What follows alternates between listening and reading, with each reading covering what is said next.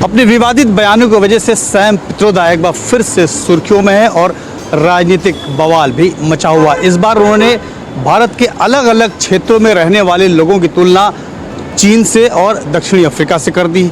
असम के मुख्यमंत्री हेमंत बिस्वा शर्मा ने पित्रोदा के बयान पर सबसे पहले प्रतिक्रिया दी। उन्होंने एक्स पर लिखा, सैम भाई मैं नॉर्थ ईस्ट से हूँ और भारतीय जैसा दिखता हूँ। बीजेपी सांसद तेजस्वी सूर्या ने आरोप लगाया कि पित्रोदा का बयान चर्चिल द्वारा भारतीयों के बारे में कही गई बात से अलग नहीं है। सूर्या ने कहा, कांग्रेस हमेशा ओजी ब्रेकिंग इंडिया पार्टी रही है। यह टिप्पणी चर्चिल ने हमारे बारे में जो कहा था उससे अलग नहीं है।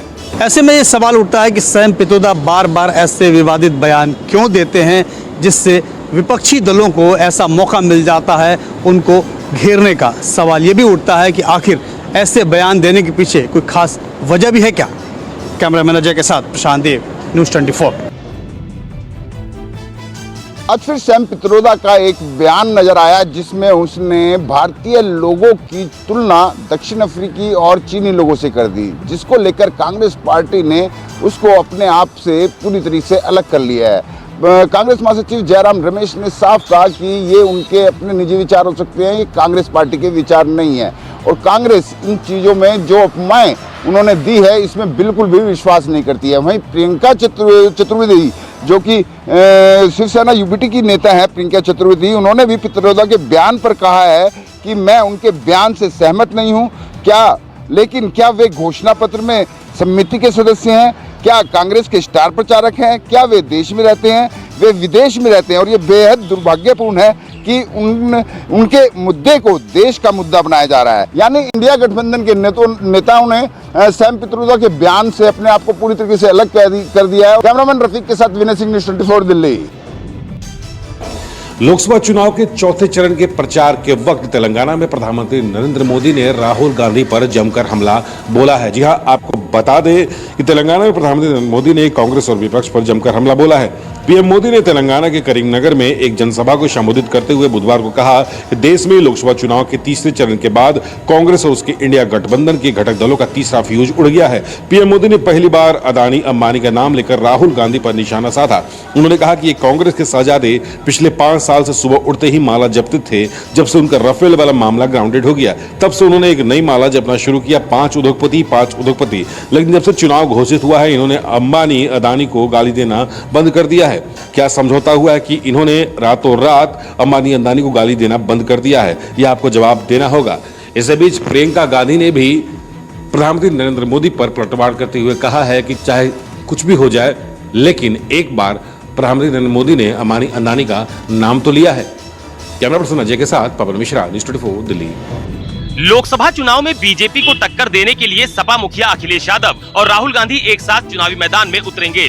13 मई और 20 मई को होने वाले मतदान से पहले इंडिया गठबंधन चुनाव प्रचार में पूरी ताकत झोंकने का काम करेगा। समाजवादी पार्टी के अध्यक्ष अखिलेश यादव और कांग्रेस के नेता राहुल गांधी मध्य यूपी के 5वें और चौथे चरण के चुनाव प्रचार में साथ साथ उतरेंगे और करीब आधा दर्जन जगहों पर संयुक्त रूप से जनसभाएं भी करते हुए सियासी माहौल बनाएंगे। फिलहाल कानपुर और कन्नौज का प्लान तैयार किया गया है। राजधानी लखनऊ में भी राहुल गांधी अखिलेश यादव की जनसभाएं और रोड शो करने के कार्यक्रम तय किए जा रहे हैं।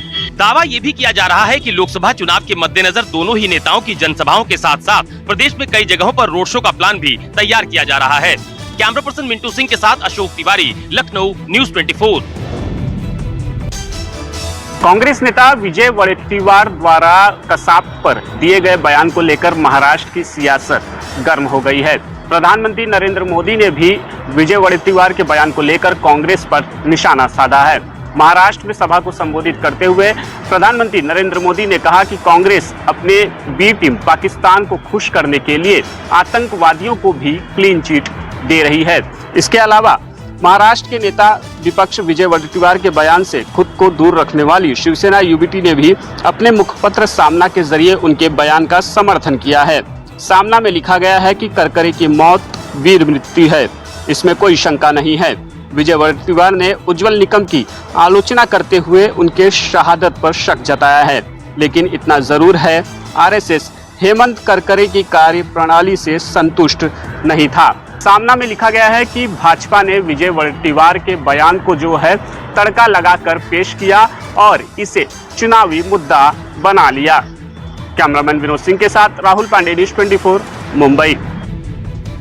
National conference president Farooq Abdullah Jammu Kashmir में चुनावी सभाओं के दौरान अधिकतर बीजेपी को निशाना साधते हुए नजर आते हैं, लेकिन दक्षिणी कश्मीर के पुलवामा इलाके में पिछले कुछ दिनों से फारूक अब्दुल्ला के बाद एक चुनावी सभाओं के दौरान न केवल बीजेपी पर बल्कि प्रधानमंत्री पर भी निशाना साधते नजर आए। पुलवामा इलाके में फारूक अब्दुल्ला ने एक चुनावी सभा के दौरान यहाँ प्रधानमंत्री नरेंद्र मोदी पर निशाना साधते हुए उन्हें पुलवामा हमले के लिए जिम्मेदार ठहराया और इस तरह के हमलों के साथ फारूक अब्दुल्ला लगातार कोशिश कर रहे हैं कि वो जम्मू कश्मीर में वोटरों को अपनी तरफ खींचने में कामयाब हो जाए, लेकिन इस तरह के विवादास्पद बयान के चलते फारूक अब्दुल्ला को कई बार बीजेपी और प्रधानमंत्री का भी जवाबी वार सहना पड़ रहा है।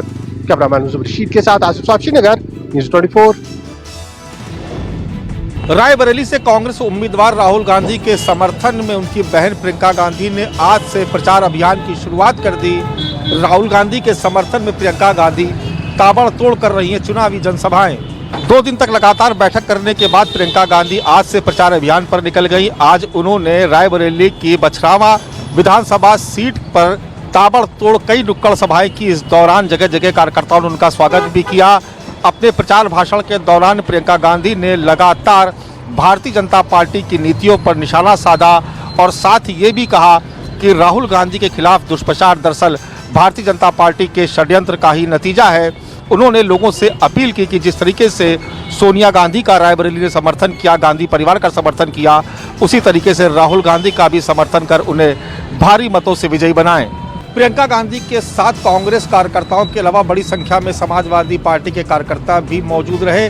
इस दौरान इंडिया गठबंधन की ताकत का भी प्रदर्शन किया गया। कैमरा पर्सन धर्मेंद्र कुमार साहू के साथ मानस श्रीवास्तव, रायबरेली, न्यूज़ 24। लोकसभा चुनाव के तीसरे चरण का मतदान खत्म होने के बाद मध्य प्रदेश की 8 सीटों पर चौथे चरण यानी अंतिम चरण के लिए बीजेपी और कांग्रेस ने प्रचार बहुत तेजी से शुरू कर दिया है। और इस बीच आपको बता दें कि सीएम डॉक्टर मोहन यादव मध्य प्रदेश की जो 4 सीटें हैं लोकसभा की, यहाँ पर दौरे पर हैं। मंदसौर, रतलाम, देवास और उज्जैन, यहाँ पर मोहन यादव यहाँ पर दौरे और सभाएं कर रहे हैं। तो दूसरी तरफ मध्य प्रदेश के पूर्व मुख्यमंत्री शिवराज सिंह चौहान 6 सीटों पर दौरे पर हैं। मौजूदा स्थिति में इंदौर सीट पर बीजेपी यहाँ पर पूरी तरह से यहाँ पर जीत की तरफ दिख रही है। उसकी वजह यह है कि जो कांग्रेस के प्रत्याशी हैं अक्षय कांतिबम, उन्होंने अपना नामांकन वापस लेकर बीजेपी ज्वाइन कर ली, जिसके बाद से यहाँ से बीजेपी के जीत का रास्ता साफ हो गया है। तो रतलाम में यहाँ पर टक्कर देखने को मिल रही है। बाकी सीटों पर भी बीजेपी और कांग्रेस पूरी ताकत झोंक रहे हैं। कैमरा पर्सन कमलेश व्यास के साथ विपिन श्रीवास्तव, न्यूज़ 24, मध्य प्रदेश। महाराष्ट्र की सबसे चर्चित सीट बारामती में चुनाव के दिन जमकर बवाल हुआ है। एनसीपी शरद पवार गुट ने अजित पवार गुट पर चुनाव आचार संहिता के 144 मामले दर्ज कराए हैं। एनसीपी शरद पवार गुट के नेता रोहित पवार का कहना है कि यहां पर वोट के बदले कैश बांटे गए। कई जगहों पर चुनाव आचार संहिता का उल्लंघन हुआ, इसलिए हमारे गुट ने 144 लिखित शिकायतें और 250 के करीब मौखिक शिकायतें दी थी, जबकि पोल ऑफिसर का कहना है कि उनको 26 लिखित शिकायतें मिली थी, जिसमें चुनाव आयोग ने 3 एफआईआर दर्ज कराए हैं। वहीं सिर्फ अगर बारामती की बात करें तो बारामती में सबसे कम 56.7% मतदान हुआ, जबकि कोल्हापुर में 70% से ज्यादा मतदान हुआ। कैमरा अंचल के साथ इंद्रजीत सिंह, न्यूज़ 24, मुंबई। अगर आप एयर इंडिया की फ्लाइट लेने वाले हैं तो ये खबर आपके लिए हो सकती है। ये बुरी खबर है। एयर इंडिया और एयर इंडिया एशिया दोनों ने ही अपनी तमाम लगभग 70 से ज़्यादा फ्लाइट्स जो हैं वो कैंसिल कर दी। और इसके पीछे बड़ी वजह ये है कि एयर इंडिया के बड़े तादाद में स्टाफ ने एक साथ बीमारी के लिए छुट्टी ले ली है। दरअसल सबसे पहले बेंगलुरु और लखनऊ की जो फ्लाइट थी उसे रद्द किया गया, क्योंकि स्टाफ ने एक साथ बड़ी तादाद में छुट्टी ले ली। लेकिन उसके बाद एक 70 फ्लाइट्स एयर इंडिया को अपनी कैंसिल करनी पड़ी। छुट्टी के पीछे दरअसल क्रू मेंबर्स का विरोध है, जो पिछले काफी समय से चल रहा था। कहीं ना कहीं जो क्रू मेंबर्स हैं उनका ये आरोप है कि समानता का अधिकार जो है वो नहीं उनके साथ बरता जा रहा है। अच्छी बात यह है कि एयर इंडिया ने रिलीज जारी किया जिसमें कहा जा रहा है कि जो भी फ्लाइट बोर्ड करने वाले थे उनको उनका पूरा पैसा रिफंड किया जाएगा या फिर उनको दूसरी फ्लाइट में जगह जो है वो दी जाएगी। लेकिन साफ तौर पर इस वक्त जो जाने वाले लोग थे उनको भारी परेशानियों का सामना करना पड़ रहा है। कैमरामैन साहिल के साथ दिव्या अग्रवाल, दिल्ली न्यूज़ 24। सुरक्षा बलों ने 2 आतंकियों के स्केच जारी किए हैं जिन पर 20 लाख का इनाम रखा है और ऐसी आशंका है कि इन 2 आतंकियों ने मिलकर एयरफोर्स की गाड़ी पर हमला किया था। उसके बाद हमारे बहादुर जवान जंगल के चप्पे चप्पे को खंगाल रहे हैं, सर्च कर रहे हैं ताकि अगर आतंकी जंगल में छिपे हैं उन्हें ढूंढ निकाला जाए, उन्हें ढेर किया जाए। आज ऑपरेशन का चौथा दिन है और चौथे दिन भी आप देखिए कि कैसे आतंकियों की तलाश में समूचे जंगल को खंगाला जा रहा है, हाईवे को सर्च किया जा रहा है, चप्पे चप्पे पर जवान हमारे मौजूद हैं। बख्तरबंद गाड़ियां आप देखिए ये हाईवे पर रखी गई हैं क्योंकि अगर आतंकी जो हैं वो फायरिंग करते हैं हमारे जवान इसके अंदर महफूज रहेंगे और इस गाड़ी के अंदर जो जवान मौजूद होंगे वो आतंकियों को पलक झपकते ही ढेर कर देंगे। जवानों को देखिए अत्याधुनिक हथियारों से लैस हैं, उपकरणों से लैस हैं और यही इन बहादुर जवानों का मकसद है कि जितनी जल्दी हो सके जिन आतंकियों ने इस आतंकी हमले को अंजाम दिया है उन आतंकियों को जहन्नुम पहुंचाया जाए। कैमरामैन पवन के साथ Pankaj Sharma, news 24, Poonch. Kolkata high court ने एक फैसला सुनाया था कि पश्चिम बंगाल में 2016 में जितने भी जो योग्य छात्र जो टीचर भर्ती हुआ था उस पूरे पैनल को ही रद्द कर दिया था। 25,753 जो योग्य टीचर थे उनकी पूरी नौकरियां चली गई थी और कोलकाता हाई कोर्ट ने साफ तौर पे कहा था कि भ्रष्टाचार के आरोप पे जिस तरह से यहाँ पे आरोप लगा था उसी के तहत 2016 में नियुक्तियां किया गया था। पूर्व शिक्षा मंत्री जो पार्थो चट्टोपाध्याय जेल में है, जब वो शिक्षा मंत्री थे करोड़ों रुपए का लेन देन करके सभी लोगों को नौकरी दिया गया था। पूरे मामले को राज्य सरकार ने सुप्रीम कोर्ट में लेके गया था और सुप्रीम कोर्ट ने अब एक राहत की सांस दी है कि पूरे मामले की जांच किया जाए। जो योग्य जो टीचर हैं जो खुद एग्जाम दे के आए हैं उनके नौकरी को बरकरार रखा जाए या नहीं रखा जाए, इसकी सुनवाई जब सुप्रीम कोर्ट 16 जुलाई को करेगा। इसको लेकर मुख्यमंत्री ममता बनर्जी ने सुप्रीम कोर्ट का आभार व्यक्त किया है। अब देखना है कि सुप्रीम कोर्ट क्या फैसला सुनाता है और उस फैसले पे सभी लोगों की जो योग्य टीचर हैं उनकी भी निगाहें टिकी हुई है। कैमरामैन पंकज के साथ मनोज पांडे, न्यूज़ 24, कोलकाता। सपा के राष्ट्रीय अध्यक्ष अखिलेश यादव ने कहा कि बसपा को इस बार एक भी सीट नहीं मिलेगी। दरअसल मायावती ने आकाश आनंद को सभी पदों से हटाया तो अखिलेश यादव ने सोशल मीडिया पर लिखा, बसपा ने अपने संगठन में बड़े बदलाव का जो भी कदम उठाया है वो उनकी पार्टी का आंतरिक विषय है। इसके पीछे असली कारण यह है कि बसपा की एक भी सीट आती हुई नहीं दिख रही है क्योंकि उसके अधिकांश परंपरागत समर्थक इस बार संविधान और आरक्षण को बचाने के लिए इंडिया गठबंधन को ही वोट दे रहे हैं। इस बात को बसपा अपनी संगठन की विफलता के रूप में ले रही है, इसलिए उनके शीर्ष नेतृत्व संगठन का इतना बड़ा फेरबदल किया जा रहा है। साथ ही अखिलेश यादव ने यह भी लिखा सोशल मीडिया एक्स पर कि अब बसपा के हाथ से बाजी निकल चुकी है। कैमरा पर्सन मिंटू सिंह के साथ मनोज पांडे, लखनऊ न्यूज़ 24।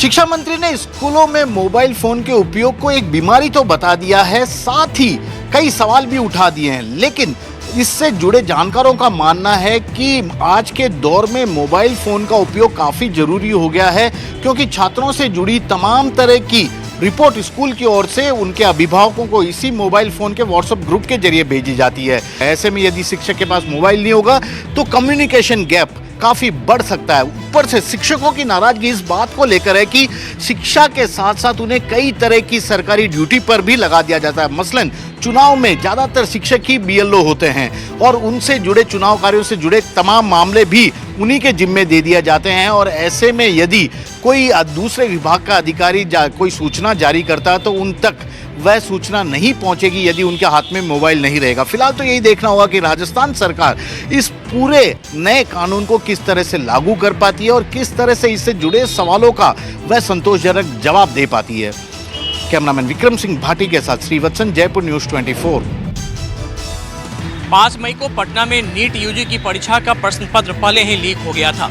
इस बात का खुलासा हुआ है इस मामले में गिरफ्तार एक परीक्षार्थी आयुष राज के बयानों से, जिसने बताया था कि 4 मई को ही न सिर्फ उसे बल्कि उसके जैसे 25 परीक्षार्थियों को पटना के रामकृष्णा नगर स्थित एक लॉज में प्रश्न पत्र और उसका आंसर शीट दिया गया था और उसे रटाया गया था।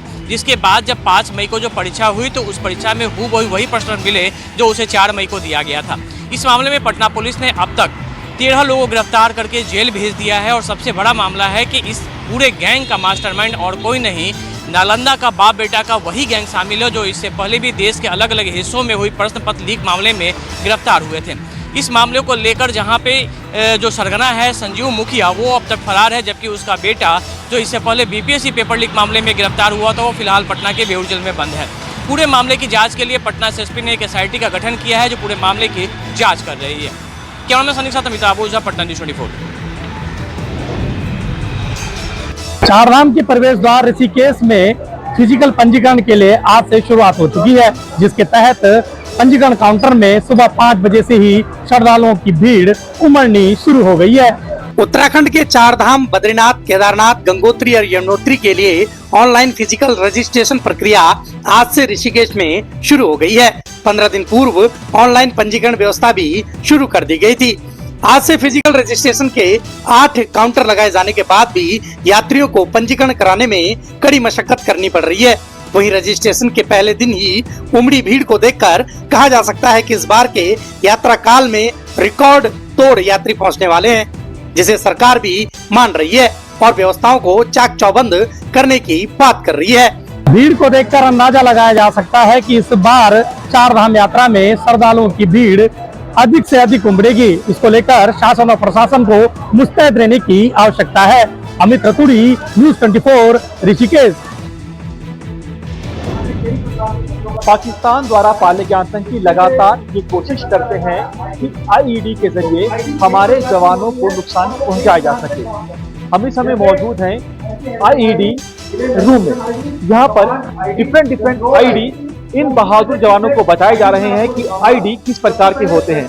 ये देखिए, जो भारतीय सेना के ऑफिसर हैं वो इन जम्मू कश्मीर पुलिस के पीएसआई को बता रहे हैं कि आईडी किस प्रकार के होते हैं।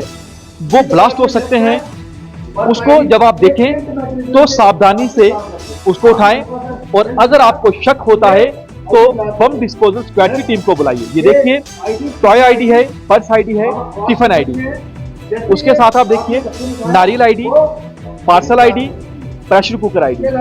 अलग अलग प्रकार के जो आईडी हैं वो यहाँ पर इन पीएसआई को बताए जा रहे हैं। भारतीय सेना के ऑफिसर की ओर से इन पीएसआई को ब्रीफ किया गया है ताकि जरूरत पड़ने पर ये दुश्मन की किसी भी नापाक साजिश को नाबूद कर सके। कैमरामैन पवन के साथ Pankaj Sharma, news 24, gold garden school, भालवा।